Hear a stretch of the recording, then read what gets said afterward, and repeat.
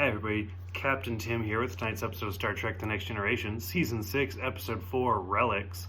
So, before I get into this episode, I wanted to thank somebody for this shirt. They asked to remain anonymous.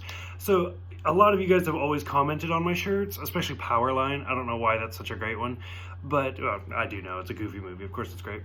But in one of the videos or a comment or something, I had mentioned how I don't really have any Star Trek shirts. Otherwise, I'd be wearing some of those. And so somebody reached out and was like, hey, can I send you one? And I was like, sure, why not? So this, it's great. I've always wanted a captain shirt. So thank you for this shirt. It's great. And I actually got this like a week ago, but I've been kind of saving it for this episode because this is one of my favorite episodes. It's probably in my top 10 favorite episodes.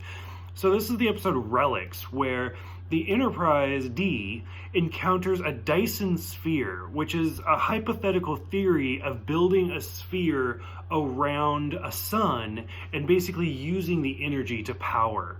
So the Enterprise encounters it, and crashed on the ship, or on the sphere, is a ship that had been missing for 75 years. Well, when they go down there, it turns out that somebody is in the transporter beam, and he's basically just circling through over and over and over again for 75 years.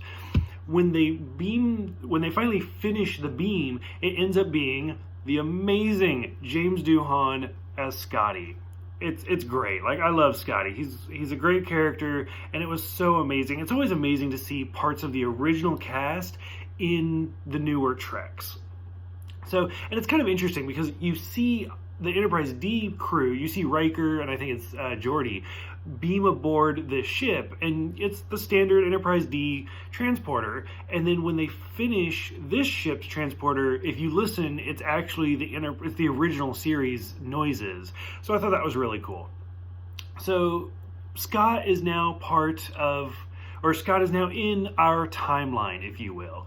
And it's interesting because, so we saw him last in the 6th movie, The Undiscovered Country, and we'll see him again when we get to Generations with the maiden voyage of the Enterprise B. So this takes place somewhere, we know he gets lost after that, but this comes out kind of in between, so it's interesting. I also thought it was interesting that he is Captain Scott. He mentions how he's on his way to retirement, and I mean, I know they can do promotions during retirement or whatever, but I thought that was kind of interesting, that because we've seen Captain Spock, we've seen Captain Sulu, and now we've seen Captain Scott. But throughout the whole episode, he mentions over and over again that even though he's a captain, he's still an engineer, and he was an engineer, I think he said like 42 years for Starfleet, so it's great. So from there, we just see kind of what you would expect, a lot of struggling to kind of adapt to his new society, which is kind of, if you go back to the episode Cause and Effect, where like Kelsey Grammer had a cameo appearance, like I always wanted to see what happened after that, and I know there's been some books about that, but this episode is almost like what would have happened after that, if this was part 2. And so you kind of see Scott having a difficult time where he keeps wanting to help, but things have changed in the last 75 years, and he can't help. And it starts off slow, and it just kind of builds. Like, they give him his own quarters, and he's like, where did you put me? These quarters are huge. And the guy's like, I mean, this is just kind of standard. Do you want something bigger? And Scott says something to the lines of, these are bigger than an admiral's quarters. Now, the Enterprise D is much bigger than the original Enterprise. The original Enterprise only had a crew of like 420 people, 430 people. Kirk kind of changes it throughout the series. Whereas in The Next Generation, Picard has a crew of over 1,000 people. So the Enterprise D is much bigger. So it kind of makes sense. From here, we kind of see Scott makes a ton of references to the original series, and I kind of had to pick and choose my favorites.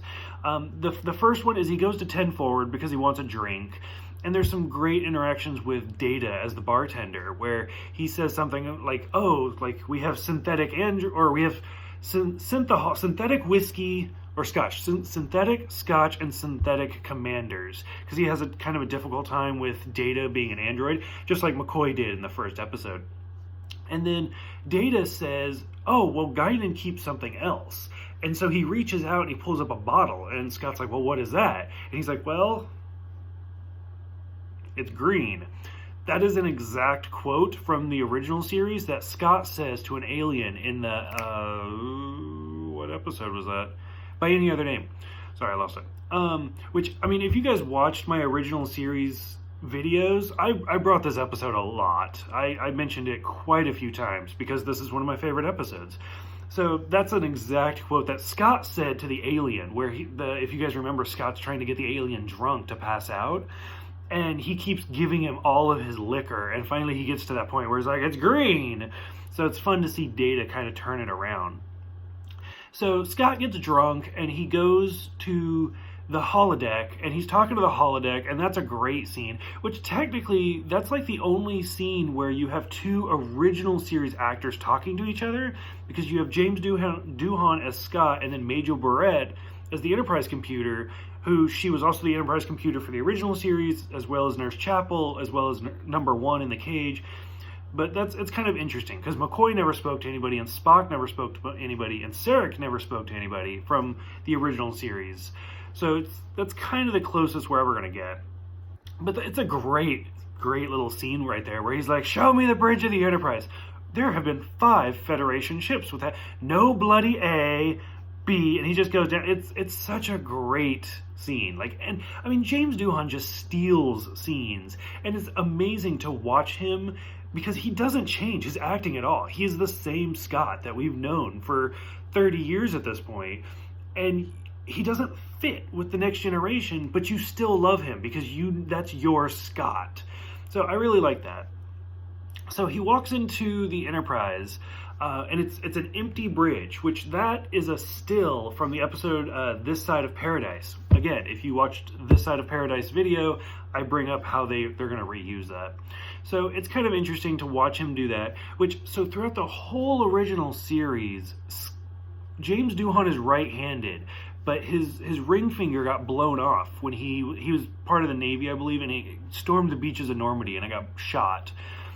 So even though he's right-handed, he uses his left hand for everything, and his right hand's always in a fist, and it's kind of down here.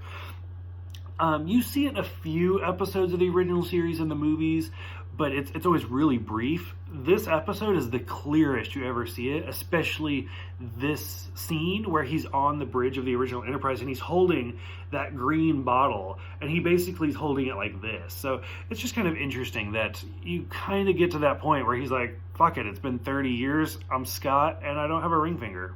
Get over it. So I thought it was just kind of interesting. From here, we just kind of spiral out through basic Star Trek plot from this point, where the Enterprise D gets sucked into the Dyson Sphere, and Geordi and Scott have to figure out how to get them out.